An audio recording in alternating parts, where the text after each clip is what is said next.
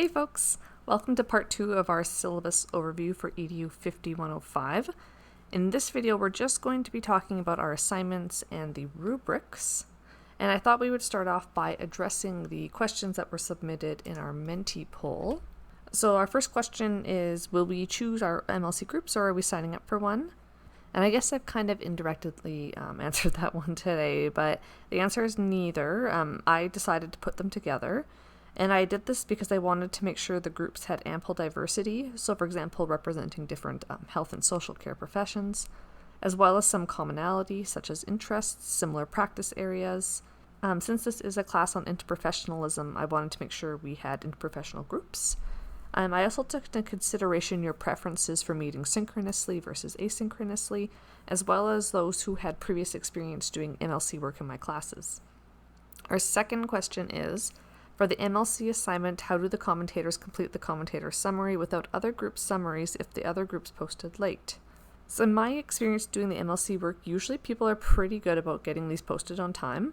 Occasionally one or two may be posted a little bit late, and this tends to happen a little bit later in the semester.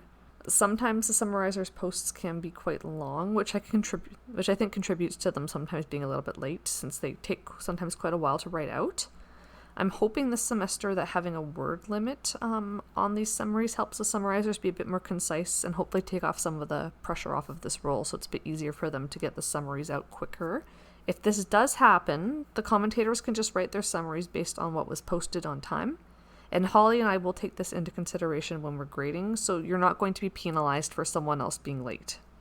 And our final question, thank you for the walkthrough of the course. It helped me to not overthink the MLC assignment, and I'm glad to hear that. Definitely don't overthink this too much. Do expect a bit of confusion in the first module, particularly if you're new to this. Be patient towards yourself and your group members, and of course ask Holly or I if you have any questions or if something comes up. This is meant to be a fun process that gives you more control over your learning. Anyways, the question continues. I'm wondering if Syllabus Overview Part 1 video has a Part 2, or is the MLC video the Part 2 of the Syllabus Overview? So the MLC Overview video is kind of like Part 2A, and this video is like Part 2B. I find people tend to have far more questions about the MLC process at this stage in the semester, so right now I would say that the MLC video is probably the more important of these two videos. And with that, let's move on to the assignments. So for all of our assignments this semester, I've tried to make them a bit more practical. I've tried to make it so that they're easily applicable to your work, to your interests, to your context. I've tried to give you a lot of freedom in the topics, and hopefully they will be a lot of fun. And I've tried to keep them all fairly open-ended because I wanted to make sure our assignments would be relevant regardless of your profession or your work setting, whether you're teaching pre-licensure, post-licensure / post-grad, or continuing professional development, whether you're new to teaching or if you've been teaching for 20 years, and whether this is your first semester in the program or it's your last and you're graduating. So I'm going to provide a brief overview of our assignments here. There is a little bit more information in the syllabus, and of course if you have any questions or things you'd like me to elaborate on further, please do just submit your questions and I can address them in another video. So let's start off with our assignment categories. So there are 4 assignment categories in our course: the introductions, commentary article, the multiliteracy circle or MLC work, and then your final culminating project. So the introductions were what we were doing last week.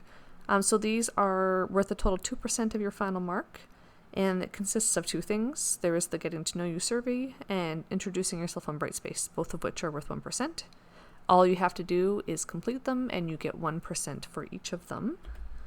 These were due on September 12th, so for all of those who have completed this, you should see the 1% for each showing up in your gradebook now. And if you're joining the class a little bit late, not to worry, we'll extend this deadline for you. And I use this information to create your MLC teams, and that's what we're going to be doing our group discussions in this class.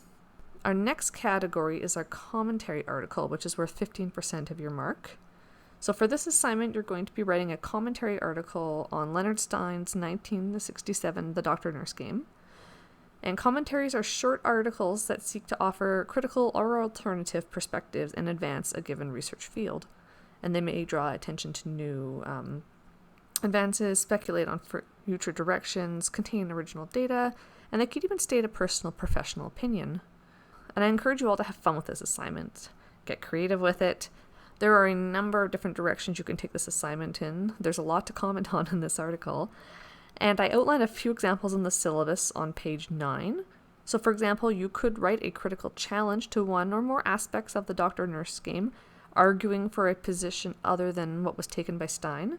And you could even comment on the applicability of the issues raised in this article to other settings, cultures, professions, or more modern understandings of interprofessional practice and education, just as a few examples.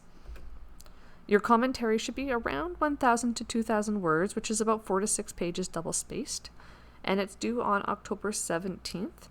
I do stay in the syllabus at midnight, but realistically, as long as they come in sometime that night / early the next morning, that's fine. Realistically, I'm not going to look at them until the next morning. For me and Holly, assignment deadlines are not like the countdown to midnight on New Year's Eve, so as long as we have them the next morning, it is not a big deal. So the main assignment components that we're looking for the commentary article are an introduction that introduces the doctor-nurse game article and the issue or argument that you're going to be exploring in your commentary. And then in your introductions, you can assume that the reader has read Stein, so you don't need to summarize the whole article, just make reference to it. You want to include main body paragraphs that critically discuss your argument or your perspective, with references made to the scholarly literature to substantiate points as appropriate. So this isn't a huge research paper, but you should be aiming for probably around 3 to 5 references for this one. And then your commentary should also include a conclusion, which provides a short conclusion to your commentary. And so the really big thing we're looking for here is that there's this central issue, whether it be an argument or a perspective that you're proposing in your introduction, and we're looking at your ability to logically carry this idea through your paper. And our rubric for this assignment is in Appendix A in the syllabus, which I believe is page 26. You'll see that in the rubric we have included these 3 components, with the body paragraphs being worth the most. And we're also looking at style and voice in our assessment. So for example, using your own words rather than relying too much on direct quotes, maintaining a professional and respectful tone. We're also looking for supporting literature, so bringing in that literature to support claims as needed. And you can absolutely talk about your own experiences in this paper too. Just make sure you are delineating between what's in the scholarly literature and what is your own experience. And we're also awarding some marks for use of APA and writing conventions like spelling and grammar. And for this assignment, you can use first person, so you can say I, me, myself. And realistically, for any of my courses and any other assignments, it's fine to use first person. This is generally allowed in the Faculty of Education, and it's consistently allowed in my courses.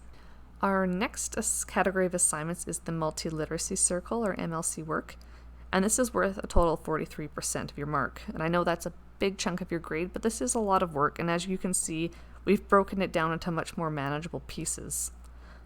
So to quickly recap what the MLC work is, so these teams are small virtual multiliteracy circles that you're going to be discussing the readings with in our class.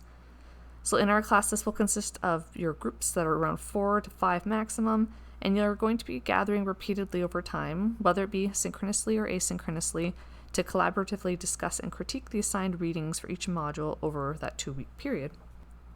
And our MLC groups have 4 roles, which we rotate through each module, so everyone will have a chance to fulfill each of these roles. So we have the director, the facilitator, the summarizer, and the commentator. And I go more into detail about these different roles and the actual full process in our MLC guide, which is available on Brightspace. I also have another video that I posted in our first week where I go more in depth about the MLC process, as well as sharing some tips for success. So I don't want to repeat myself too much here and bore you all, so instead I'm just going to talk about where the marks for all of this come from, answer some questions, and talk a little bit about assessment. So these are your 4 assignments. So there's the MLC Portfolio worth 25%, submitting your summarizer or commentator summary worth 10%, co-creating an assessment tool, which is 3%, and then finally your self and peer evaluation for 5%. So the MLC Portfolio is worth 25% of your mark, and this will be a portfolio in a Google document where you're going to document and reflect upon your learning throughout your MLC group work. And this is a space that I'll set up for you, and I'll send you a link to your personal MLC portfolio. This will be a portfolio that is only accessible to yourself, me, and Holly. And I'm going to get these sent out sometime this week before you really delve into your MLC work next week. And the portfolio will provide you with several prompts to reflect on the group process as well as your own learning. And through it, we're going to be asking you to apply concepts to your own future practice. And that includes your practice as an educator as well as your practice as a health and social care professional. And I talk about this far more in depth in my other video. We're asking for you to submit this by December 8th. So you are going to have some time to finalize it after you finish your actual MLC work. But this is an assignment that you're going to be working on across the entire semester.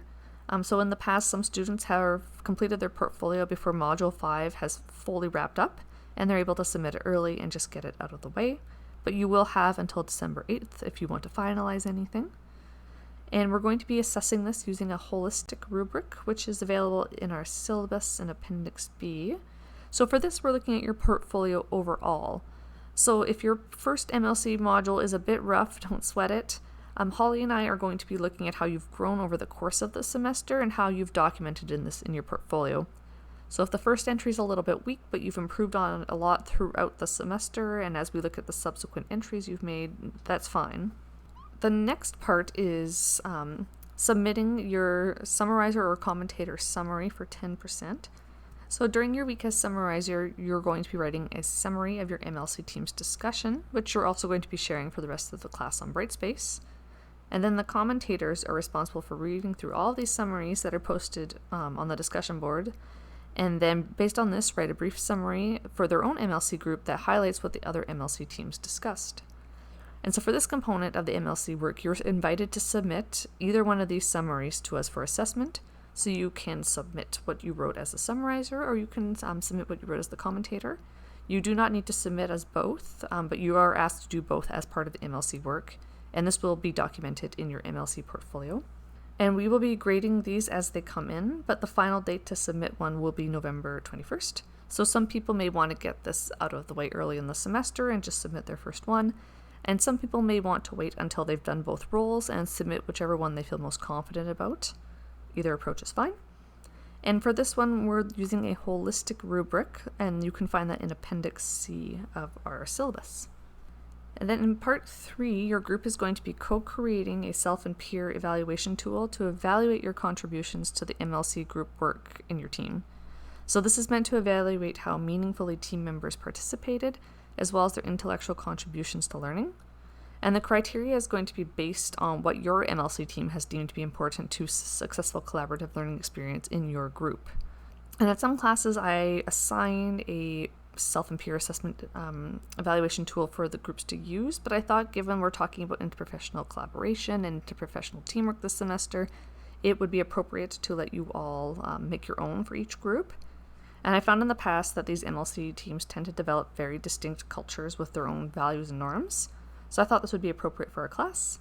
And so you can get the ball rolling on this in the next few weeks, now that you're sorted into your teams. A lot of times groups like to start off by just having a conversation about group norms and expectations for the team, and then over time this evolves into their assessment tool.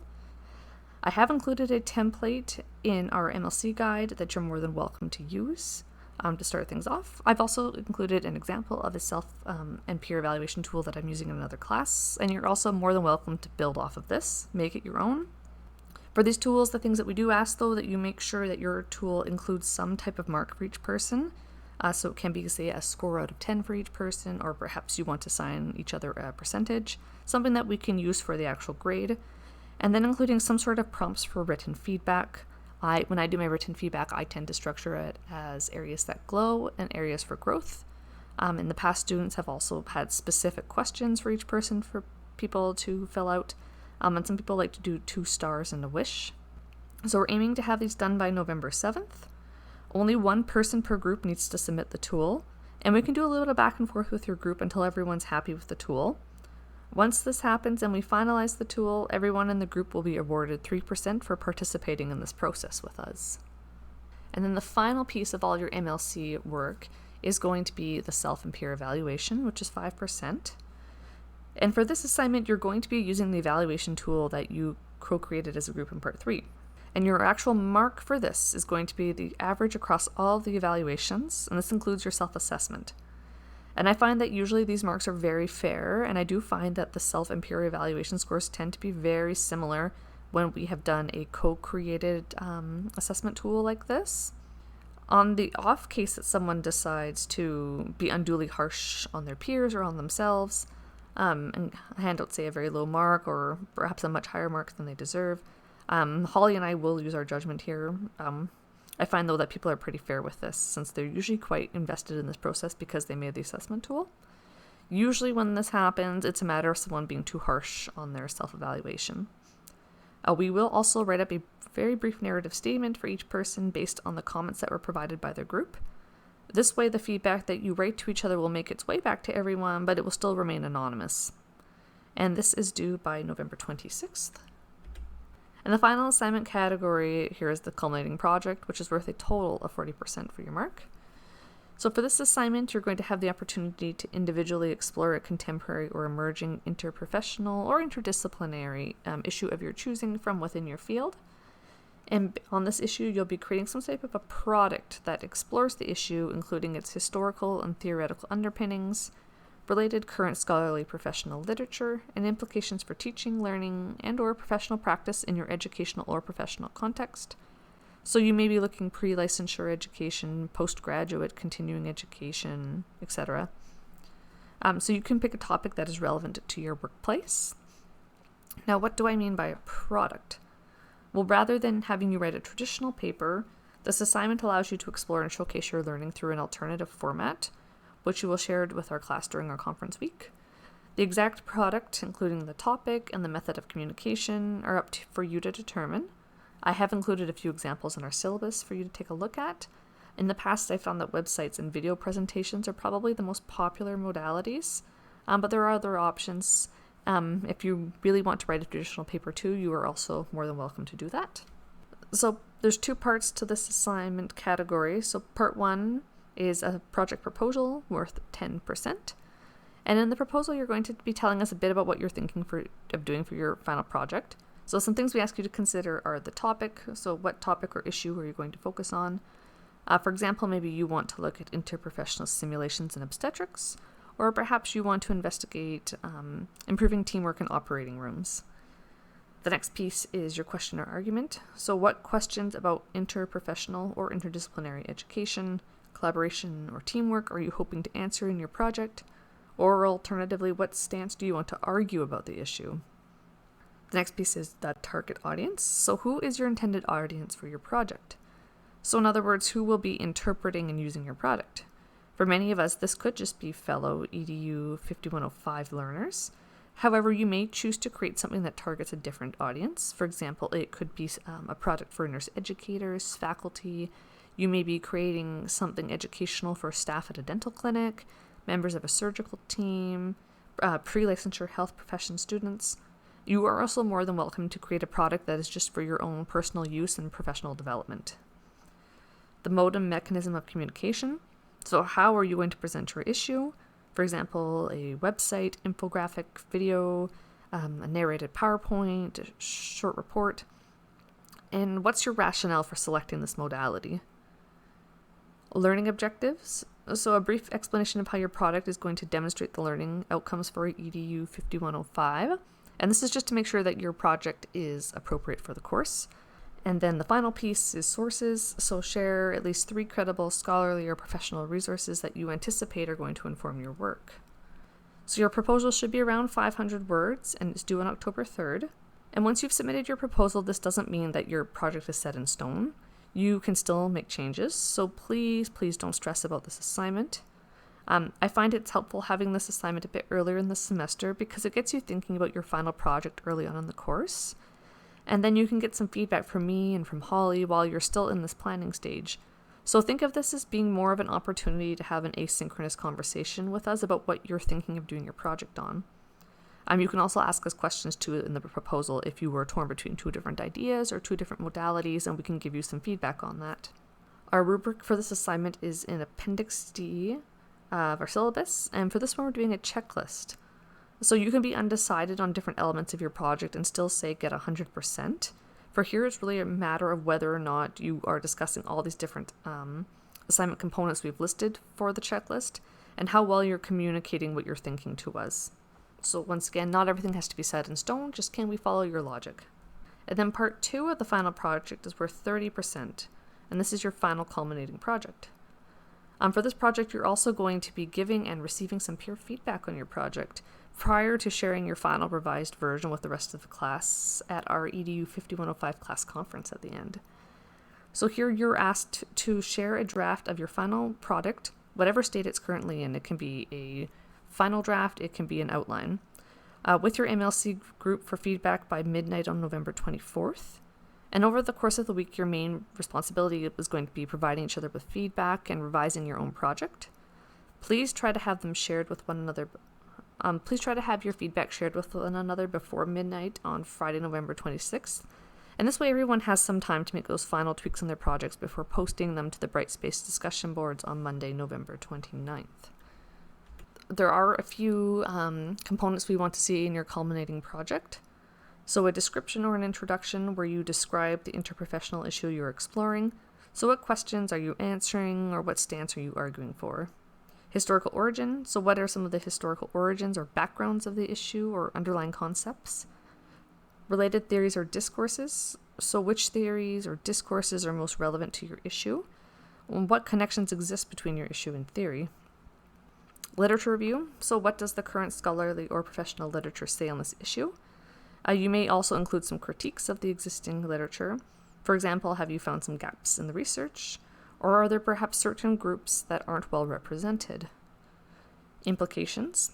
And this is the so what and next step pieces of your project. So what are the implications for teaching, learning, practice in your context? For example, what are some best practices perhaps related to the issue? Or what could be some specific calls to actions for professionals, educators, researchers, policymakers, patients, etc. And then conclusions, provide a short conclusion to your project. For some project types and modalities, it may be difficult to address all of these components in the actual product. So for example, in one of the exemplars I shared on Brightspace, I shared a workshop that a previous learner did on wound care that they wanted to do in their workplace. And the criteria that we had for the project was very similar to this.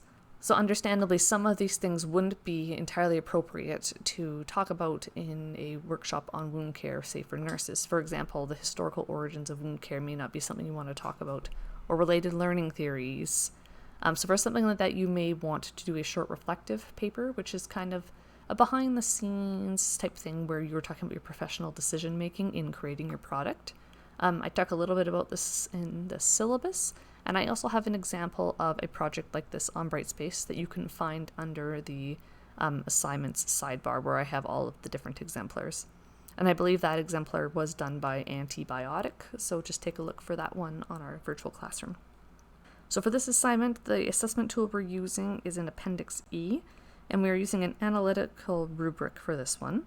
So here we're looking at all these assignment criteria in addition to the presentation of your product. So does it look professional? Is it creative? Organization, things like that. We're also looking at scholarly literature. So do you ground central ideas convincingly in the literature? And finally, language composition and APA. So APA, spelling, grammar, using your own words and paraphrasing, things like that. And I think we'll end things here since I'm sure this video is already super long. I'm definitely starting to lose my voice. We can continue to discuss the assignments as the course progresses. So if there's anything you'd like me to specifically cover, whether it be in an email or in a video, just let me know. And with that, I will see you all online. Bye.